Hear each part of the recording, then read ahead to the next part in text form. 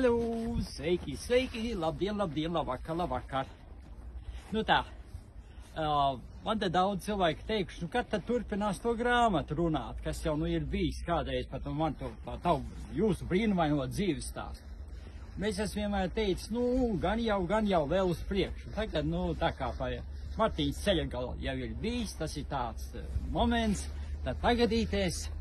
Es šodien atcerējos, ka Drit vai kociņi kādreiz bija tā, ka tev bija slēpis, tu aizbrauc uz dzelzceļā to nokalni, tur bija vēl mani draugi, bija tāds Placīša Ivārs kādreiz Liepas ciemā, un tad tur no augšas draigā lejā ar slēpēm. Un es atceros, toreiz mēs tā slēpīts jau nav tā kā tagad modernās uz slēpu zābakiem, tad tā ievilk iekšā aiztaisīt cietuši tev te to tādu piespiežamo, un slēpīt bija kārtība. Un saproties, es toreiz atceros, kā laiž tā pliedē iekšā. Es dabūju tādu kārtību punu. No tās reizes es nebraucu vairs pa citas lietiem. Es braucu pa savējo,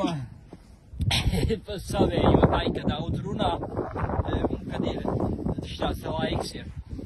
Tātad vienmēr izvēlēties savu ceļu, nevis tā kā kāds ir iebraucis, ja? Un ko var darīt? Latvijas vēsums, saprot, neko nevar darīt. Atkal jāpierod pie Latvijas. Un tā kā cilvēks, ko es no šitā vēl varu pamācīties, tā kā cilvēks ir ļoti grib kaut ko pateikt, tad ieķerās vēsums kaut kur tur iekšā dziļumā, un tev ir jānošķaudās. Un neko nevar darīt. Vienmēr izmantot jebkuras laika apstākļus ar baudu.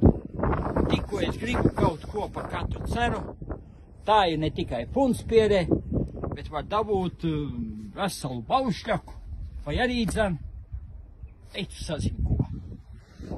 Saklepoties. Bet beigās dzīve ir forša. Uz labām sajūtām.